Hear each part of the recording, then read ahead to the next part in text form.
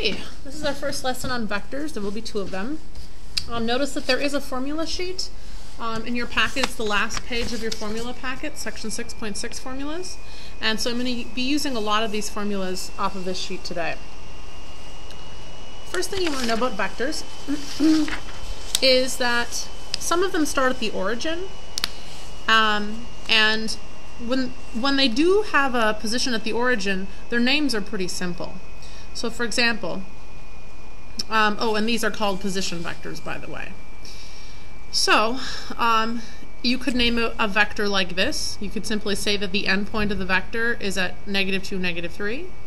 Or you could name it in a linear combination form, which is basically the same version as this, just in a different notation. And then there's something called a magnitude. So a magnitude is the length of the vector, and it's always positive. So all you have to do is find the horizontal movement and the vertical movement of the vector, and then think of those as x and y movements. Take the square root of those, the sum of each of those squared, and obviously this one would give you the square root of 13 as the magnitude. So vectors basically give you a number that's a magnitude, which is basically the length or the force of that vector, and then other numbers that tell you its direction. So for position vectors, again, those are vectors that start at the origin. Here's one question. Sketch the vector and find its magnitude. Okay, well, if I'm going +3, -3, this is like my x and this is like my y. I'm down here in the 4th quadrant, so +1, 2, 3, -1, 2, 3. A position vector starts here at the origin, and it would end here at +3, -3.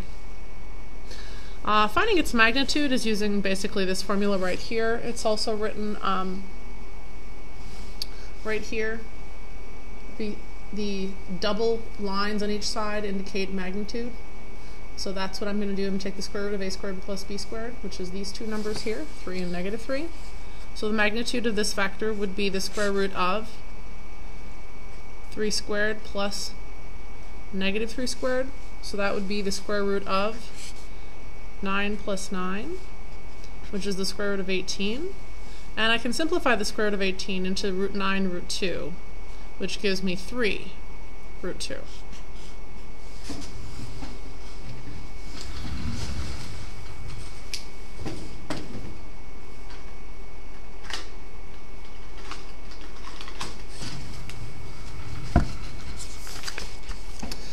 Here's a formula for a vector that does not originate at the origin.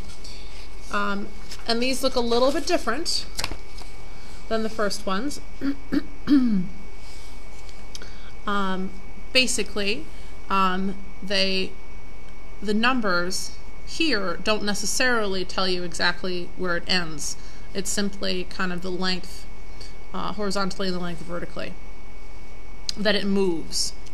So this would be the horizontal distance, that the width of the vector, and this will be the vertical height of the vector as a distance.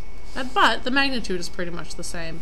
You can find that height, that horizontal width and the vertical height, and then do the same formula as we did before. All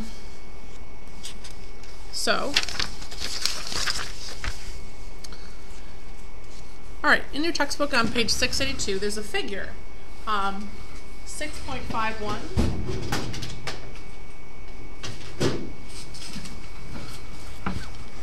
which looks like this.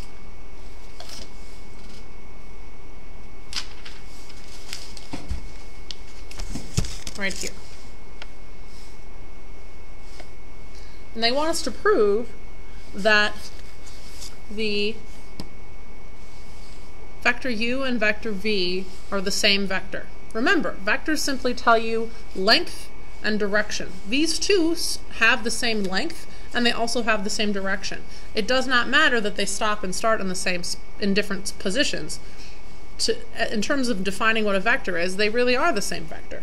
So we're going to try to prove that those 2 are the same. So here's how you do that. First, you have to prove that their slope is the same. So if we're finding the slope of the first vector, this is pretty easy, right? You know the slope formula. We would take the y sub 2 minus y sub 1, so 6 minus 2 over x sub 2 minus x sub 1, so negative 2 minus negative 5.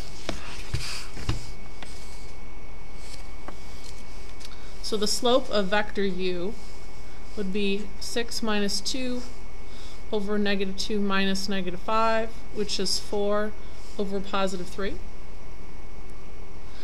So the other vector would be this one. I could find the slope of this one by using the same slope formula.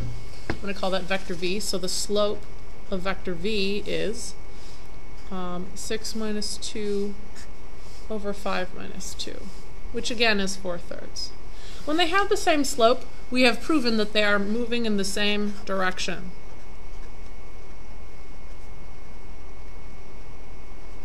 So in order for them to be the same slope, they also have to have the same length. So here's a formula for magnitude.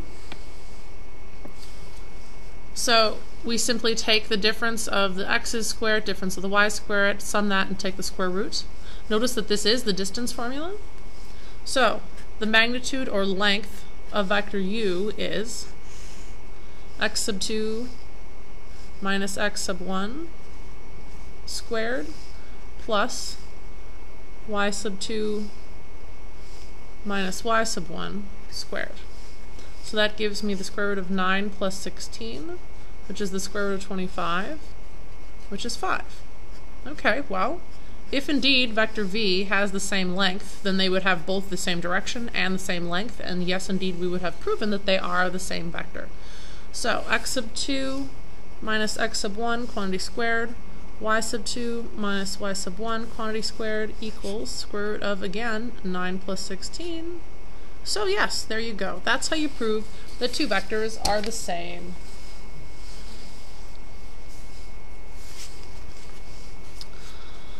Okay, vector with initial point -1, 3 and terminal point 2, 7, write the linear combination form. So that means we're going to write it in terms of i's and j's. So vector v would be x sub 2, 2 minus x sub 1, which is -1, and then you put an I next to that, plus y sub 2, which is 7, minus y sub 1, which is 3, and then you put a j next to that. It's just a different notation, just a different way to write a vector. So you'd have this vector is vector 3i plus 4j, which means it's 3 units to the right of the origin and 4 units up in its general direction. That would be if you drew it like that. But basically this is that vector.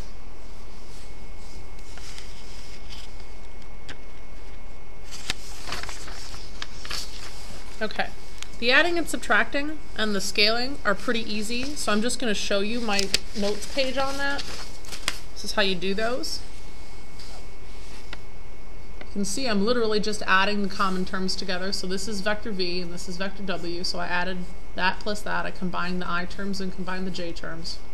Subtracting, I just distributed through the negative, so this would be, instead of positive 4 and negative 5j, when I subtract that it becomes negative 4i plus 5j. See the change? And then I added them together. And then scalar multiplication is just that, you're just multiplying. So 8 times that vector, distribute through, and -5 times that vector, distribute through. Then finally the last one, this would be just kind of a slightly more complex question.